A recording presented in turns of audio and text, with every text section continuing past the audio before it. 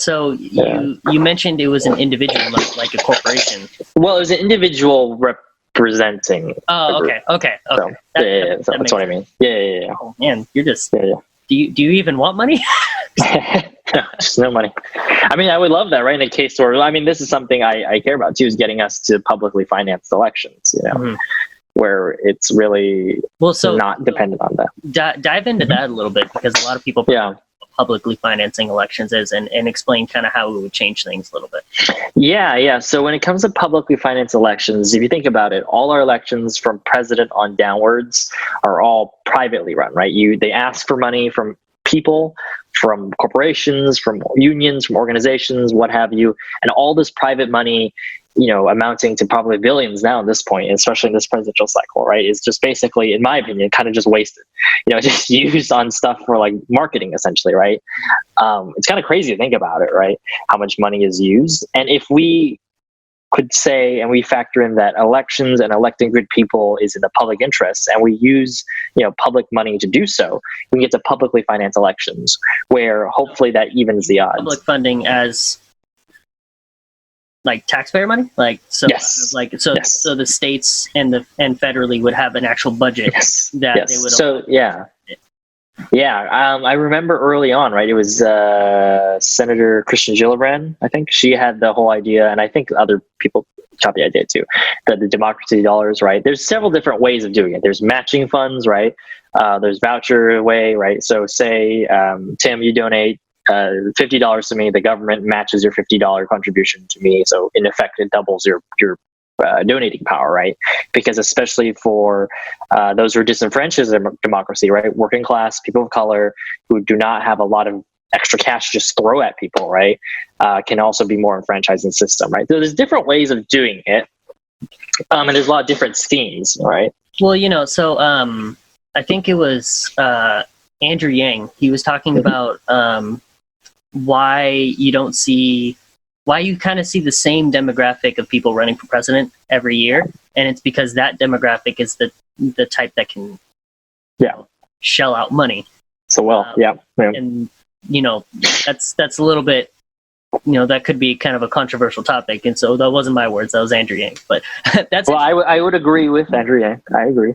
Well, so that's interesting because if you were to kind of take that out of play, you might see a much wider, more diverse field of candidates in every race.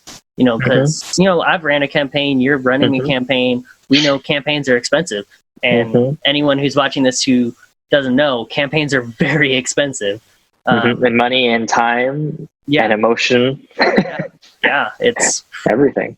Even my local campaign that I ran was it took up all my time. I worked a full-time job while I was doing my campaign, and so I had no free time, and I raised, I think, not the least amount of money in the race, but I was definitely down there. There's a lot of people who raise a lot more money than me, but even still, it's a lot of money. Yeah, it is a lot of money. So that idea of publicly financing the campaigns is very interesting. You would run into a lot of people who would just be angry that you're using taxpayer money to fund someone's campaign. But a different question is, if you were to try and implement that, what would you have like? Would you have like qualifications? Because then, like anyone could just say, hey, I'm running with actual no intention of actually campaigning or anything or actually winning. And then they would just get a bunch of money to just kind of, there's very specific rules on what you have to use campaign finance for. But how would you like avoid waste in there? Yeah, I think there's a lot of good ways to qualify, or and also how to use the publicly financed elections, right? Because there's the voucher system, there's the matching dollars, right? What I talked about. There's a voucher system, which is like a limited amount of money, and every citizen of some municipality can use those democracy dollars, right? So there's different ways of doing these things, but I do believe in, yes. So the voucher system, are you saying, is every registered voter, because I'm not actually familiar with that type of system. Would that be like every registered voter gets a certain amount that they can give to one candidate? So it's kind of like voting, but with money. In a way, yes. In a way, I mean, the two are tied, I would say sometimes. But yes, I think I think a city in the Bay Area, I won't say which one, just because I can't remember exactly how it works. I would be embarrassed to get it wrong for them. It does have a system very much like this, where it's like you're allotted amount of monies per person, and then you can use it towards a candidate, right? Or towards a candidate. There's pluses and minuses to all these ways to do it, I think. And trade-offs are something we have to balance. That's a very interesting concept, and that would be very very. But how to limit waste, though, I think I have a good idea about that. Is so I'm sure you had to do this for Milpitas. No, it's okay. I'm sure for Milpitas City Council, you had to do something very similar.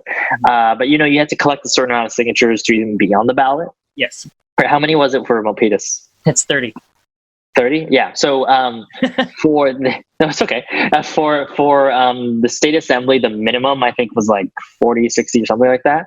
But if you did the full amount, you could get rid of there's a fee to be on the ballot. I'm sure there might have been one for you too, but and that was to get 1,000 signatures. And I did that. I got 1,000 signatures, so I didn't have to pay the fee, right? Because we were very tight on money. So that could be a way of doing it, right? Of saying the threshold. If you want to vet out waste and say you're a serious candidate, right? So if you're going to get that, you have to qualify the ballot by getting X amount of signatures. We could up the signatures if need be, or you can go for the state level and get your 1,000, right? Because I think very few people actually do the 1,000, and we actually did it.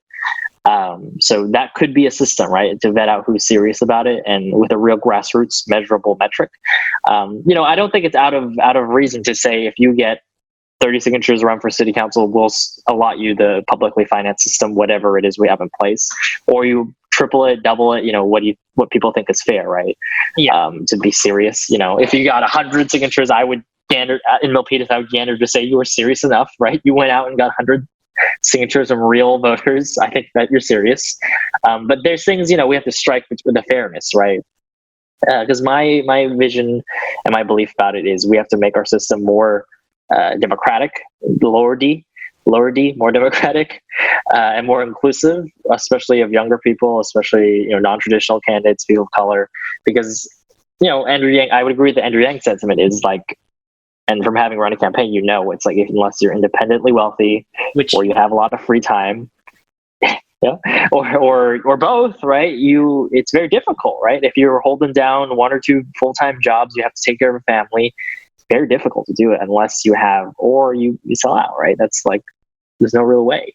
So try to even the odds that way. And publicly financed elections, I think, is one way to really help even those odds. Well, with both of our brains, I'm pretty sure we could talk about that for hours. Just for sure. How would you fund it? Different policies and procedures attached to that. I'm pretty sure we could talk about that for hours.